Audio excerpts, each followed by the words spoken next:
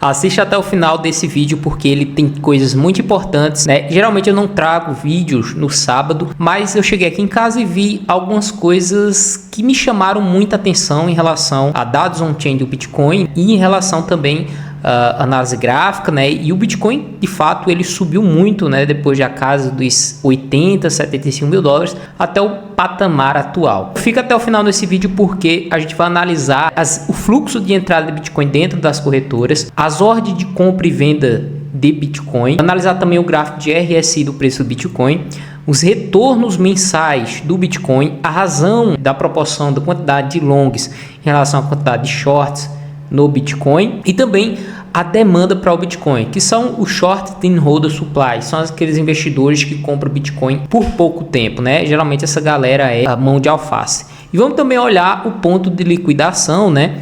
Agregado, né, em várias corretoras, né, que a gente tem uma liquidez, né? O Bitcoin subiu muito e deixou uma liquidez muito grande ali na faixa de 80 mil dólares. Recentemente aqui, né, mais precisamente dia 20 de abril de 2005, esse mês, né, acho que minha câmera está em cima, a gente teve a maior entrada de Bitcoin desde a quebra, acho que é desde a quebra da FTX, tá?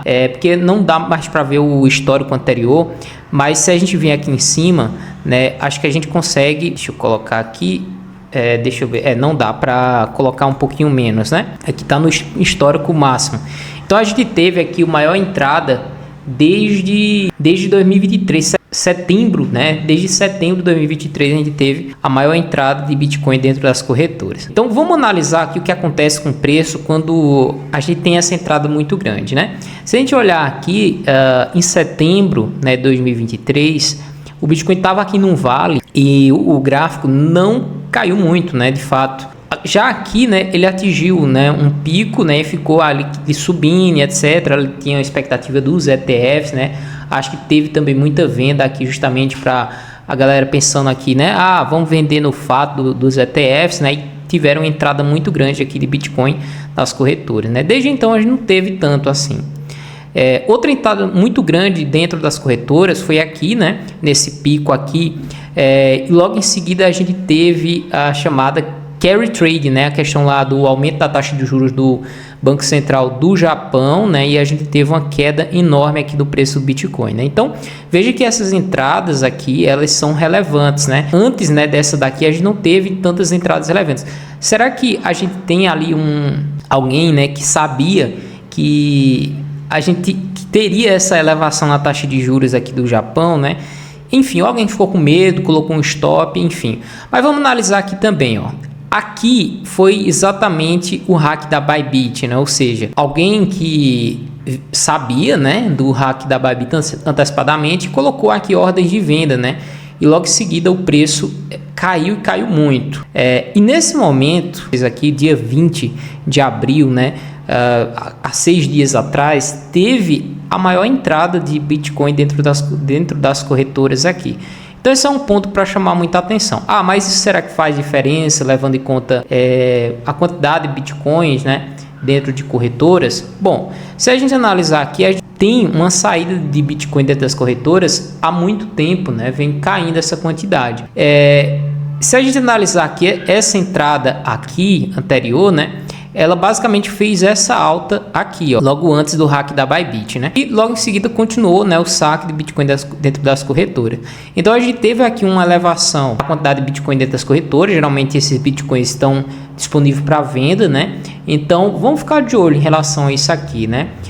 Talvez não faça diferença, mas já é algo bem significativo. Outra coisa que a gente pode analisar, será que essas ordens aqui, tentando manipular o preço, né, ou seja, de venda, que são ordens, veja só, 700 bitcoins aqui, ordens de venda na casa de 96 mil e mais ordens, né, de 500 bitcoins, né, aqui embaixo, tentando forçar o preço para baixo. Será que são esses bitcoins aqui, né, que colocar nas corretoras? Então, será que alguém sabe de algo, né, que tá para acontecer, né? Será que mais tarifa, alguma guerra? Vamos ficar de olho, né? Outra coisa que a gente pode analisar também, olha só, é o indicador RSI, né? Se você me segue lá no Twitter, você viu esse gráfico aqui, né? E eu comecei a postar sobre ele quando a gente tava aqui, ó, fez a primeira divergência, né, no RSI, e o gráfico depois que atingiu o topo no RSI, né, passou 145 dias. E aqui também não foi diferente, né? Depois de 145 dias a gente teve o fundo, né, com a terceira divergência, o preço voltou a subir. Só que o que me chama a atenção, tá, é o seguinte, ó.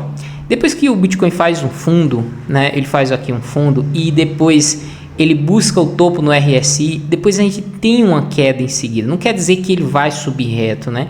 A gente passou por mais uma queda, começando, né, a fazer uma estrutura de alta no RSI.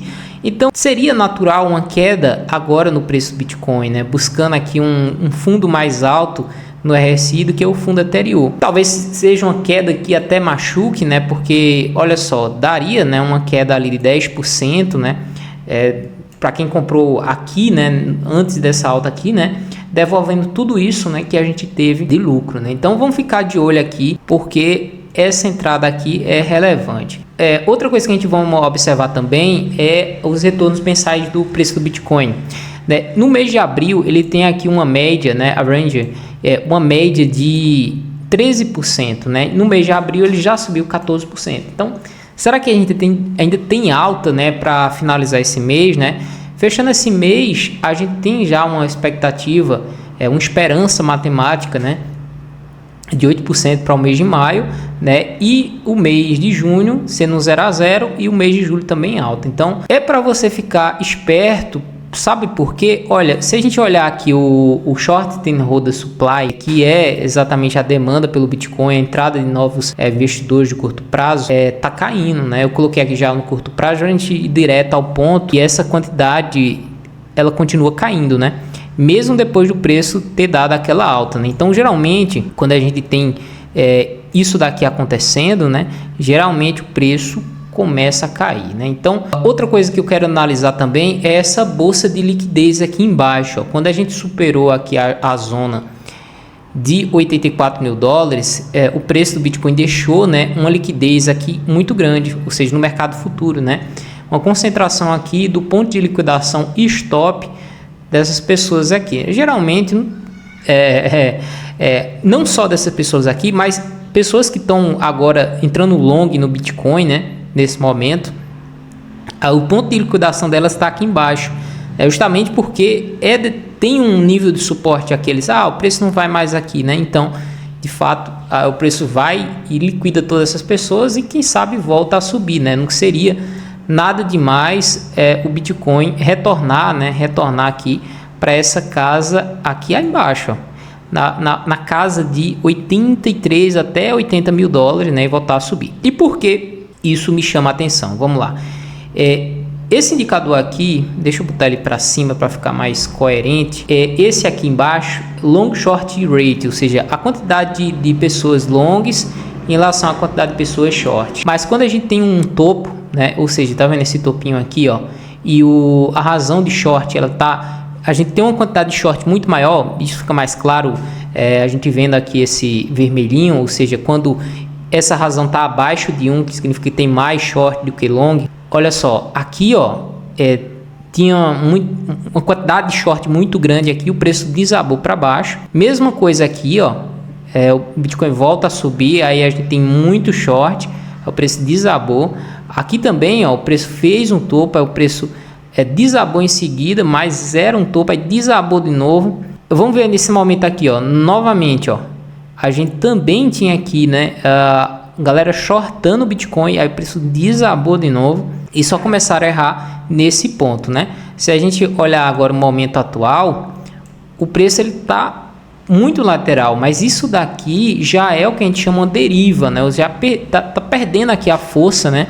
Ou seja, ele fez um topo, aí depois ele fez um topo mais baixo. Pode acontecer, né? Pode acontecer de vir buscar essa zona, até porque o RSI, né, já esticou muito, tá? Então, vamos ficar de olho. Espero que você tenha gostado desse vídeo. Um forte abraço. Vejo você no próximo vídeo.